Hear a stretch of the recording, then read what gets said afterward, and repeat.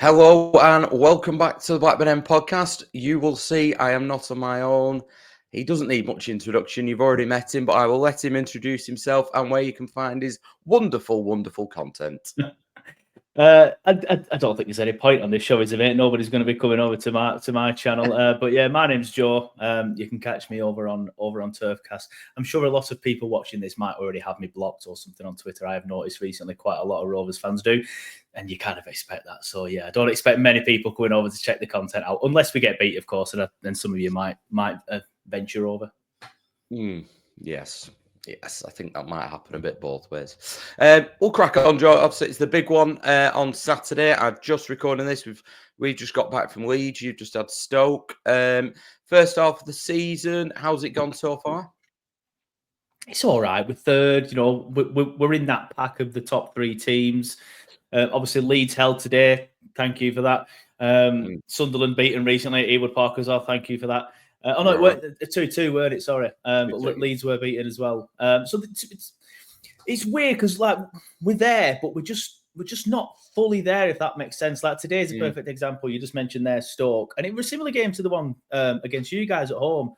Like we just struggle to break these teams down that are compact. Like a team will come to the turf and out of possession, they just not a low block. Because a low block, I see a low block as what Burnley used to do in the Prem under Dyche, where it's just two banks of four and don't even try and attack. Stoke were quite good out in possession and in transition. They counter-attack us really well. They created a few chances themselves.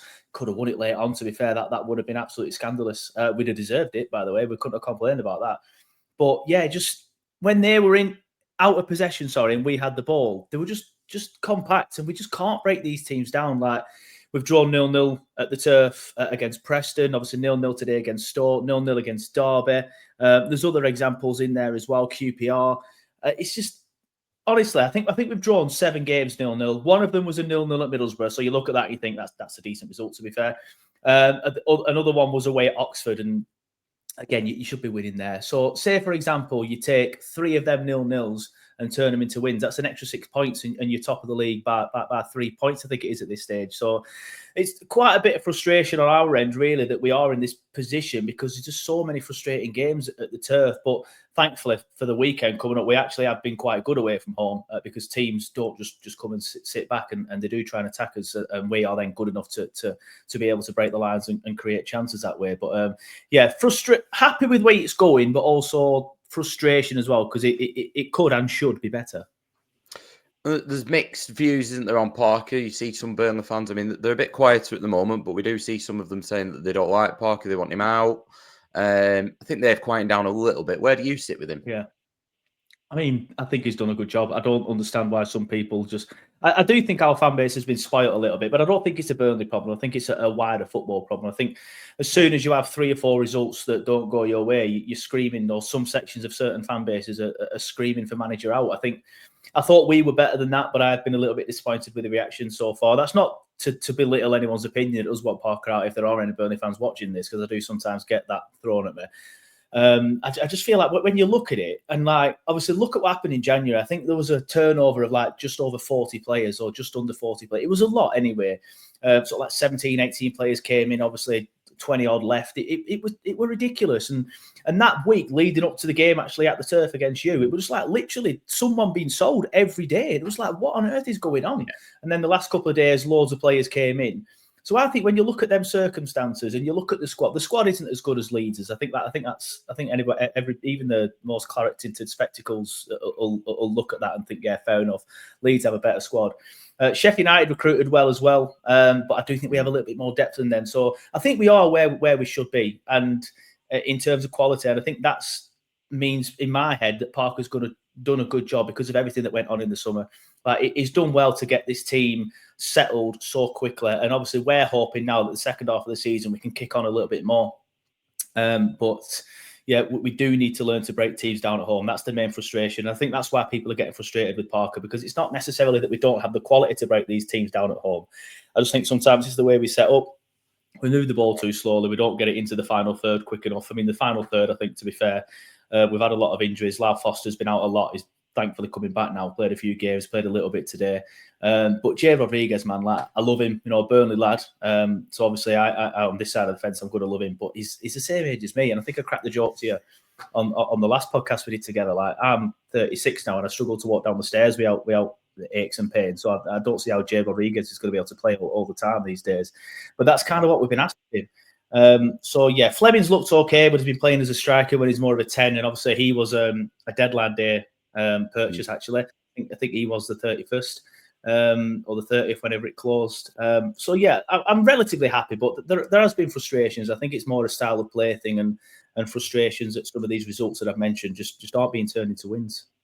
Yeah, I think last time I recorded, in between recording yours and ours, I think someone got sold then. It was becoming comical. It would not surprise me, mate. Yeah, it would not surprise me. No. So let's go back to that first game then. So your views on that first game, how it went, what you think will be similar about this one or different?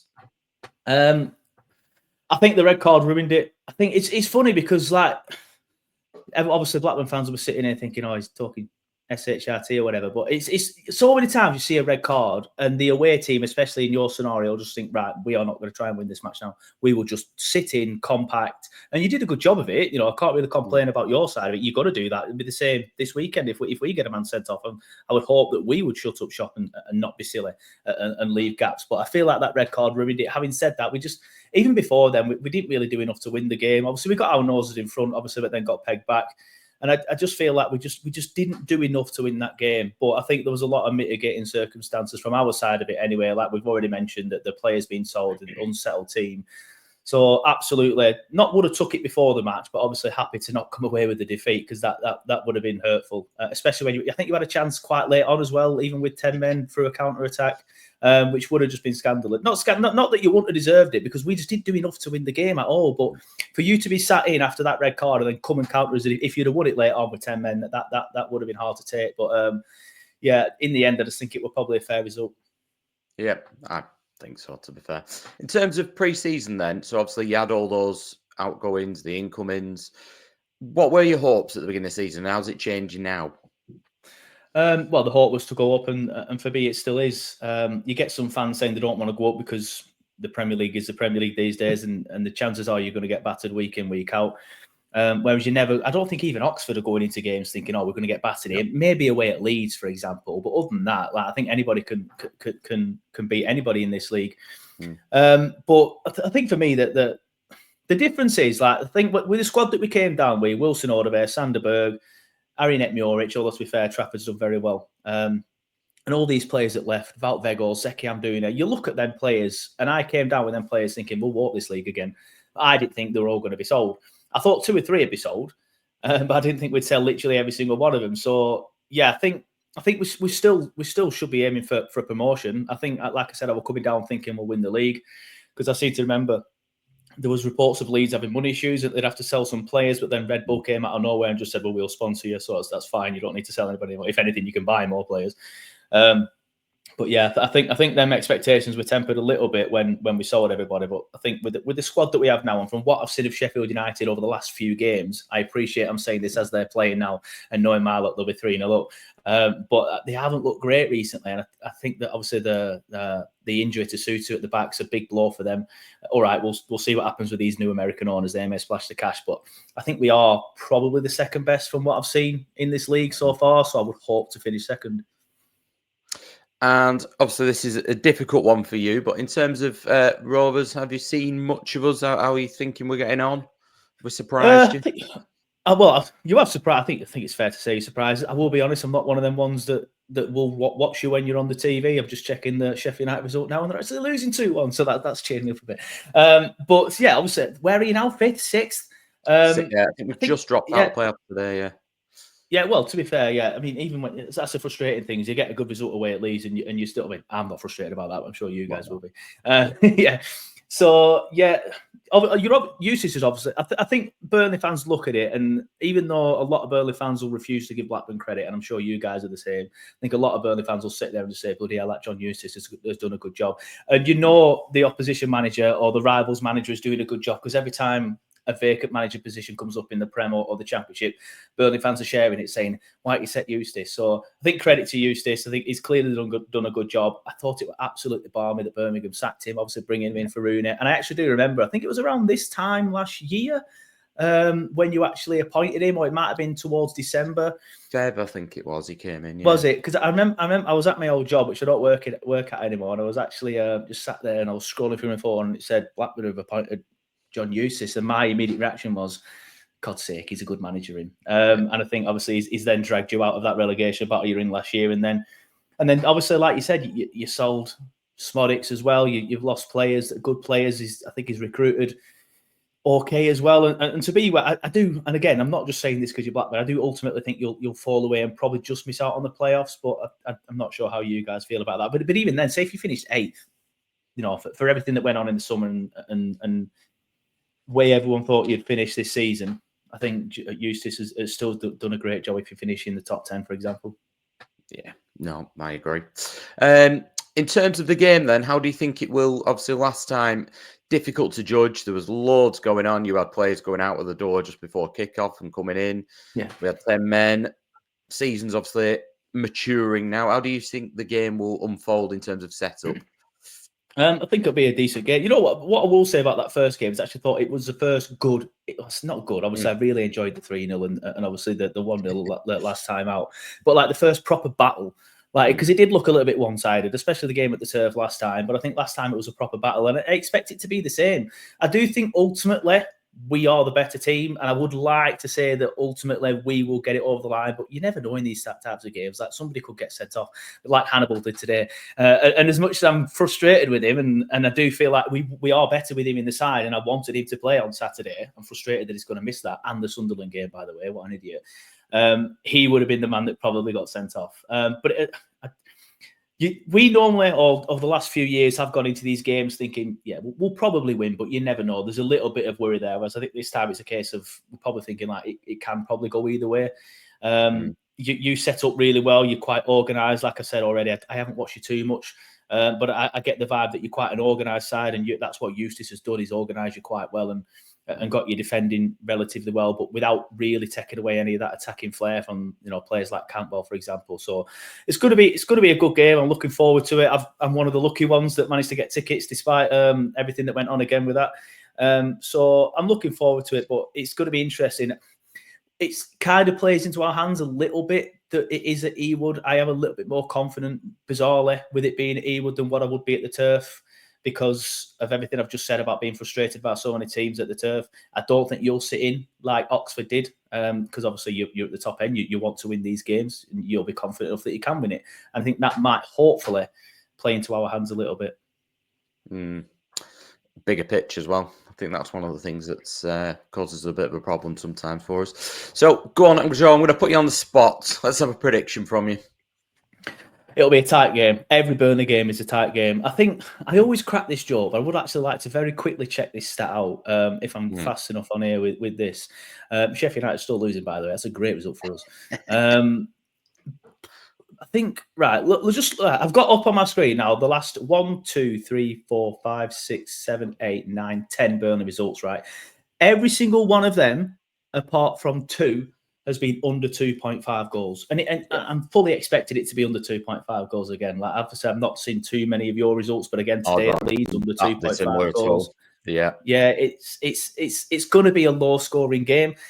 Obviously, we've only conceded, what is it? Is it 10 goals now? It was 9. But we've not conceded many goals so far this season. So you will do well to score against us. And again, I'm not just saying that because of the rivalry and stuff. It's 9 goals. We've only conceded 9 goals so far this season, but we have only scored 30. So the defences will be on top. And you're just going to need, if somebody wins it, you're just going to need a moment of individual brilliance, to win the game. And I would hope that with us having, in my opinion, the better players, that can come from us. But obviously, there are some players that do worry me in that Rovers side. But I'm going to go 1-0 to Burnley. I think ultimately it'll be tight. you'll do well to score against us. No one's scored more than 1 goal against us this season. So even if you do get a goal, the chances of you getting a second are very, very slim. Watch this, it's 4-0 and somebody's clipped this up and made me look very silly. But I think I'll go 1-0 to Burnley. I think we'll just edge it. But you never know, especially with, you having a bumper crowd and things like that and sounding like you're up for it. Because Twitter has been a place where the Rovers fans have been quite giddy for the last week and a half, including yourself, by the way. Just a spot of fishing. Don't know what you mean. In terms of your lineup, then, how do you think you're going to line up? So Hannibal's been playing on the left, hasn't he? So will that mean Koleosho comes back in? Yeah, I mean, it's weird because we actually did rest a few players today, and Hannibal was one of them players.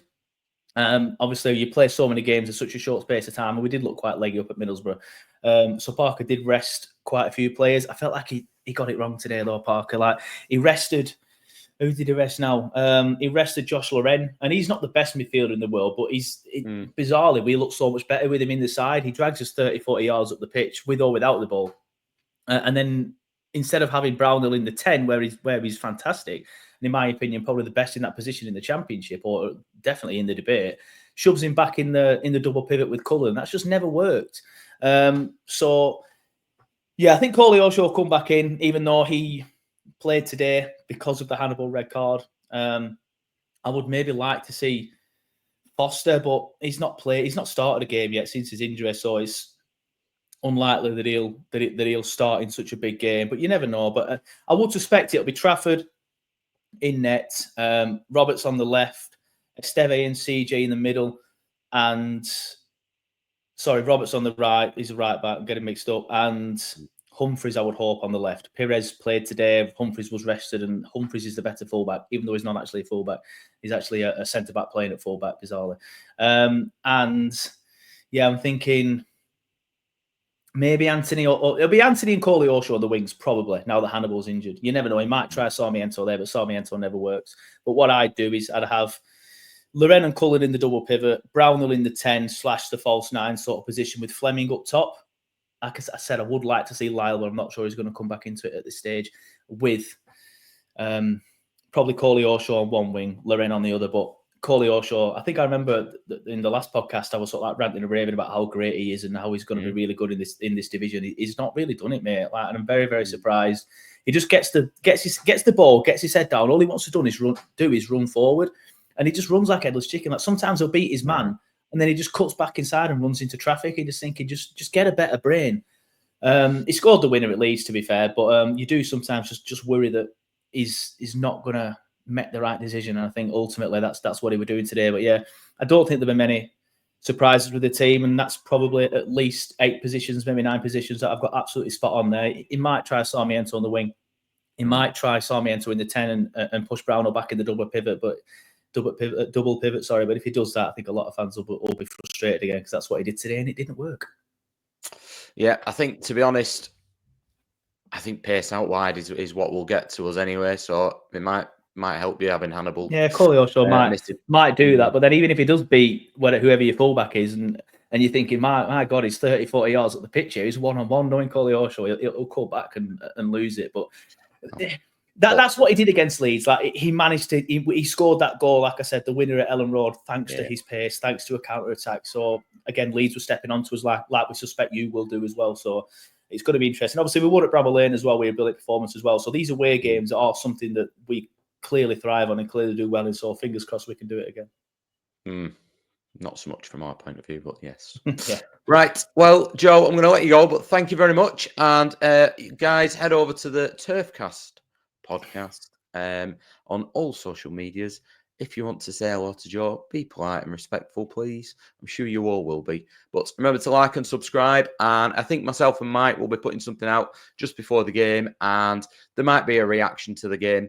There might well not be, I'll be honest. I think I'm having a beer. So it's probably not the best idea either way. But yes, we will see you next time.